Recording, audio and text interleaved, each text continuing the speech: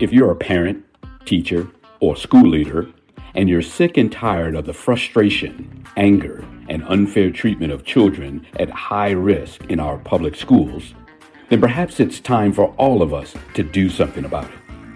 In this podcast, Dr. Amitra Berry brings you tips, tools, strategies, and tactics to build successful solutions while touching, moving, and inspiring all of us to transform our schools so that every child thrives. Here's your host, Dr. Berry. Welcome back, Equity Warriors. Thanks for joining me. Together we are out to change the conversation about equity in education. We're about changing the trajectories of the lives of marginalized and oppressed children, not just in the United States, but around the globe. I cannot do this alone. And I know you're sharing this message. Thank you so much for doing that. But I have a special ask for you today. If you know of a conference or organization or event that needs to hear this message, that needs to understand why this is so important at this time in our history with what's going on in our schools, in our world, get them connected. I've put a special email down in the notes for this episode. It's drb@almitraberry.com. Have them listen to an episode. Give them that email address. Let's get this message out to larger audience. You and I together, we as a community, we can affect change. Let's do this. In North Carolina, a principal suspended a high school girl for 10 days and banned her from attending graduation and any senior activities. What did she do? She wore a slightly off-shoulder top to school. There was an assistant principal in Texas who drew on a black boy's head in permanent marker, to cover up a shaved design in his hair. Also in Texas, a transgender girl was told not to return to school until she followed the school's dress code guidelines for boys. Can't make this stuff up, folks. Hey there, Equity Warriors. Glad we are here together again today. I hope you enjoyed the last episode on the racist origins of policing in our public schools. I want to continue on that theme today, focusing today on dress codes and what they say to and about our Black and brown children. So maybe there's someone else like me who remembers being in junior high school and sneaking clothes to school that you couldn't wear out of the house because mom's dress code was stricter than the school's. Maybe trading clothes. This is a girl thing. Trading clothes with your girlfriends, or guys trading clothes with your guy friends. Oh my gosh, wearing lipstick. I remember being busted for wearing lipstick and a little bit of blush when I was in the 10th grade. And yes, okay, things were different then. But today, dress codes are disproportionately targeting girls, Black girls, and Black boys, and LGBTQIA students. There's a report that came out from the Government Accountability Office, the GAO, where researchers analyzed the dress codes from 236 public school districts. Now, there are more than 13,000 districts, so the sample size is a little less than 2% of districts nationwide, but that's a solid sample. 236 public school districts. And what they found was that school dress codes are not equitable, and that districts that enforce them strictly also predominantly enroll students of color. So kind of like our first episode with SROs disproportionately in schools of color, we have strict dress code enforcement in schools that are predominantly schools of color. Now, female students in that report consistently reported that dress codes at their schools sexualize them, and that treating common U.S. clothing options, spaghetti straps, tank tops, treating those things as though they're revealing or alluring outfits that distract male students from learning. I'm sorry, boys, focus on your studies, not the girls. Why are the girls being punished? Now, 93% of school districts have dress codes. Let me try and stay on topic today. Most of which are designed, they say, to promote safety and security. So, no hats, no scarves. They say it's about seeing or identifying students. Facial recognition in schools much? How much of a police state are our schools becoming? You can't wear a scarf because I need to know who you are. That doesn't sound like school to me. Sounds a lot more like prison. Now, in my classroom, I did tell the young men they had to remove their hats when they walked into the classroom. That was about respect. It was about decorum. I explained what that was about. Double head cover, a little bit of my military background coming in there. And my boys were okay with that. They took their hats off as they came in the room. They put them back on when they went out.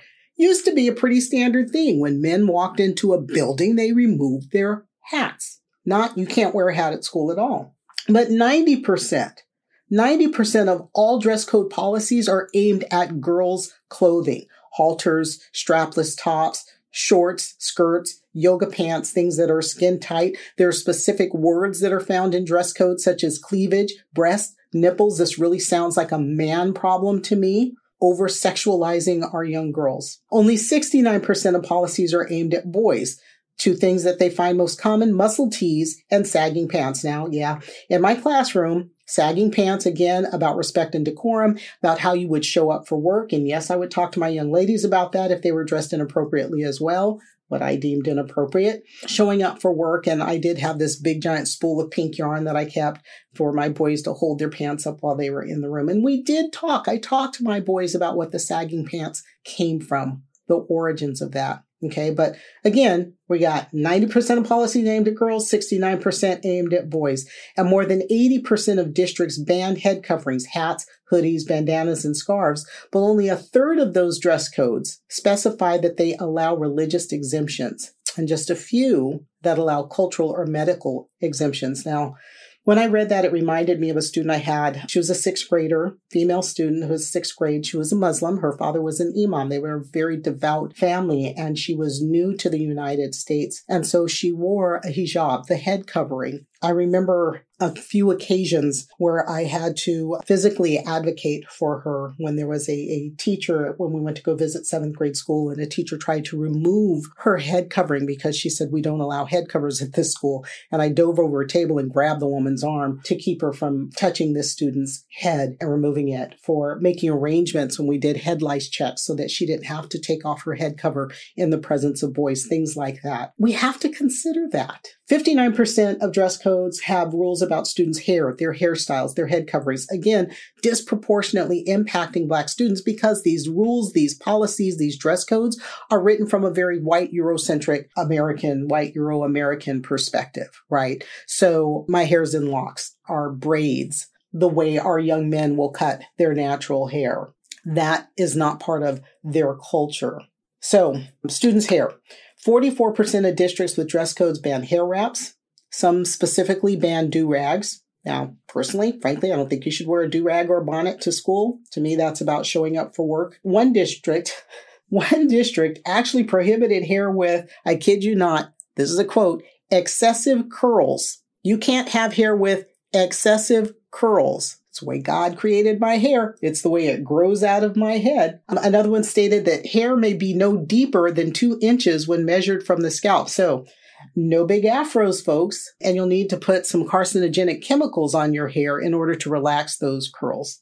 In case you haven't heard of it, there's this thing called the Crown Act, and that the Crown is an acronym which stands for Creating a Respectful and Open World for Natural Hair. It's a law in many states now that prohibits race-based hair discrimination, denying employment or educational opportunities because of one's hair texture or a protected head style like our braids, dreadlocks, locks, twists, bantu knots. But you have to ask yourself, why is it that we have to have a law that allows Black people to wear their hair the way it grows out of their heads? That's like having to have a law that allows our skin to be the shade that it is, or our eyes to be the color that they are.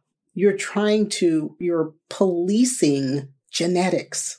But let's talk about how they police and enforce dress codes for a second here. So 60% of dress codes in this study, they found staff members had to measure students' body and their clothing to check adherence. And some of that might involve touching students. Don't stick a ruler into the top of my head or my children or adults, but sons or grandsons' head to see if it was more than 2 inches. Roughly 93% of dress codes had rules with subjective language. So decisions about whether or not something was compliant was open to the staff member, educator's personal interpretation. And then we also find that when kids are removed from class or from school because of a dress code violation, that usually only happens in schools where the enrollment is predominantly students of color. Where there are large numbers of economically disadvantaged students are low wealth schools, they're more likely to enforce strict dress codes as well. And this is really particularly hard on families of low wealth because they have to buy specific clothing. They have to buy uniforms, or they can allow their children to have only have hair that's approved by school.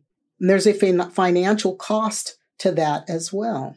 There's a higher rate of exclusionary discipline, and that means that we're removing students from classrooms or removing students from school for dress codes in these schools with strict enforcement. So in-school suspension, out-of-school suspension, taking them out of learning because you don't like the way that they're dressed, taking them out of learning because their hair is too curly, taking them out of learning because their culture or their religion requires their head to be covered. So this means that our students of color, our students of low wealth, and most specifically our Black girls, are facing consequences for violating dress codes that cause them to miss class time. The more class time they miss, the more likely it is that they will fall behind in school and drop out or not graduate. When we look across this country, the narrative is females as sexual objects and potential victims of harassment, assault, and rape because of their clothing choices, not because of the behaviors and actions of their perpetrators. When our girls of color get violated, dress code violated, coded more often, it suggests that teachers, administrators, school staff see their clothing as too revealing, but the female clothing on our white students is acceptable. There's this over-sexualization of females of color, and that's a problem. That's a problem. Kimberly Crenshaw called this is part of an intersectionality, understanding how racism and sexism interact. And that intersectionality, this experience, is much greater than simply racism or simply sexism, because you've taken two things and compounded the impact, where we have a system of structural oppression that is particularly intense for women of color. We have situations in looking at dress code through interpretive lens, the lens of whoever the educator is that's deciding whether or not something is too revealing. And you can have two girls of the same age in the same dress, but because one is a little more physically mature, she's perceived as being sexualized and risque because of her body type. So what do? When we look at your dress codes in your schools, it's suggested that you eliminate gender-specific language. So not a tube top or spaghetti straps, but why not simply state that clothing must cover the chest, torso, and lower extremities? Instead of saying hats, headscarves, or do-rags, why not say hats and other headwear has to allow the face to be visible and not interfere with the line of sight to any student or staff? Hoodies must allow the student's face and ears to be visible to the staff. Again, I think we got facial recognition software in the hallways now, I suppose. Students are losing instructional time for afros and cleavage. That has to change. Think about this. Pull them out of class, or you grab them in the hall, 5 minutes out of class for compliance check. Then you spend another 20 minutes trying to find through the donation bin or the clothing bin or the school's clothes closet, trying to find them something appropriate to wear. And if you can't do that, you send them home. So maybe that's an hour-long trip to go home, change clothes, come back if they can, or you suspended them or put them in-school suspension, a day of class. So even worse than losing out on that instructional time, our kids are getting a message, whether it's explicit or implicit, that there's something wrong with their clothing or there's something wrong with their bodies. Adults, we need to be conscious and really, really examine our own beliefs about children and young adults and how our beliefs influence our practices. Which students are we calling out? Which students are we seeing as criminal? Who is distracting?